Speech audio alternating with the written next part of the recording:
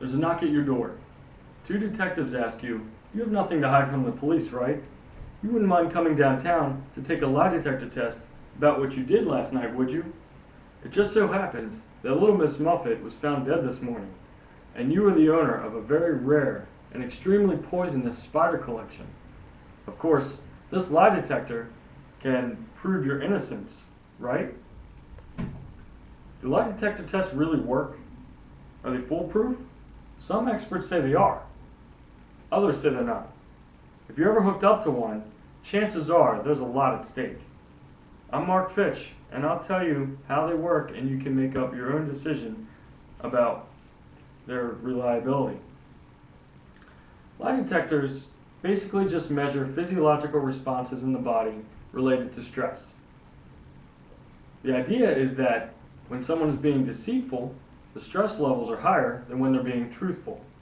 The examiner is responsible for collecting a baseline to determine the difference between truthful behavior and deceptive behavior.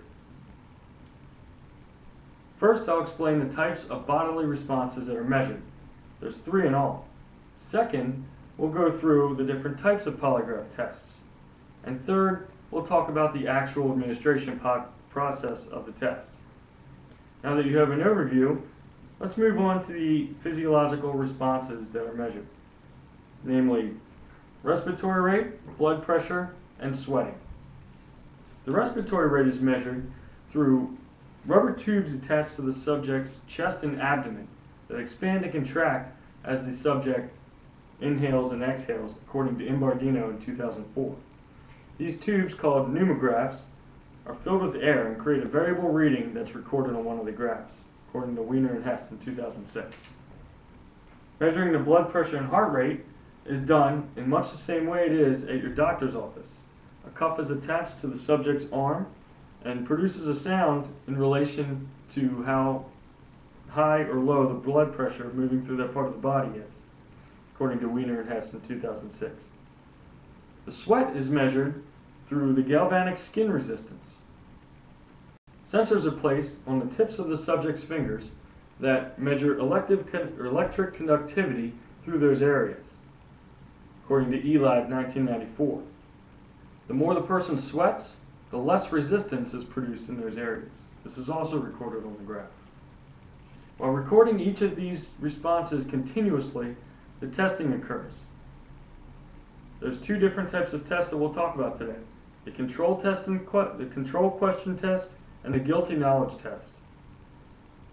The control question test has 3 types of questions: the irrelevant questions, which are designed to have little or no stress intensity to establish a normal baseline; the relevant questions, which are the questions they're trying to determine the truth for; and control questions, which are questions that are so vague they try to create doubt in the subject's mind, according to Bonser. While experts agree that the control question test is least accurate, it's the most common because it's so applicable to many different scenarios, according to Meeman, Vreege, and Bull in 2003. The guilty knowledge test is a test that tests the knowledge of a specific instance that only the investigators and the guilty party would have knowledge of.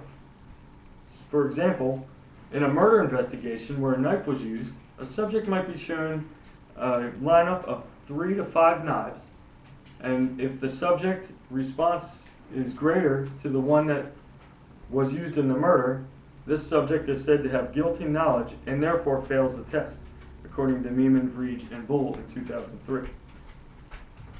This test is generally accepted as the most accurate. However, it's the least applicable to the many circumstances. After the appropriate interview format is chosen, the interview begins. So let's move on. The examiner follows a strict process consisting of 4 steps, which is considered to be the most important part of the polygraph test, according to the Aiken Polygraph Associates in 2009. When it becomes time to administer the polygraph test, they first give the pre-test. This part, the examiner and the examinee discuss the test, any medical history that the examiner has, and the exam procedure, according to the National Research Council in 2003. This usually takes about 30 minutes to 2 hours. The examiner during this time is gathering information and profiling the examinee to determine normal baseline behavior. Then the examiner designs the questions that will be asked during the test. He goes over these questions with the examinee so that they have a very equal understanding of the questions. Only the questions that are going over with the examinee are asked during the in-test. The next step is the in-test, which is the actual exam. It only consists of about 10 or 11 questions according to Bonser. Of these questions, 3 or 4 are control questions. Examinees are instructed to answer untruthfully or negatively to some control questions to give a basis of comparison. The final step is the post-test. During this portion, the examiner determines whether or not the person was telling a lie. Significant fluctuations signal that the person probably is lying, according to Bonser. So if you're ever approached by detectives and ask if you're going to take a polygraph test for them, you may now be a little more comfortable in what answer you'll give. You may tell them whether or not you feel comfortable with the polygraph test and what they show, or you may tell them that there are some flaws associated with it. I hope I was able to enlighten you on this. First thing to note is that polygraph tests are designed to monitor a person's physiological reactions to stress. They monitor heart rate, respiratory rate, and sweating to gauge this person's truthfulness. Another thing to say is, according to today's law, lie detector tests are not admissible in court unless all parties agree that they can be used as evidence. Employers can use polygraphs to screen their potential employees only after obtaining permission to do so, according to the Aiken Polygraph Associates in 2009. Third and finally, lie detector tests aren't really capable of detecting lies. They can only measure the stress associated with possibly telling a lie. I want to thank you for your time and your attention.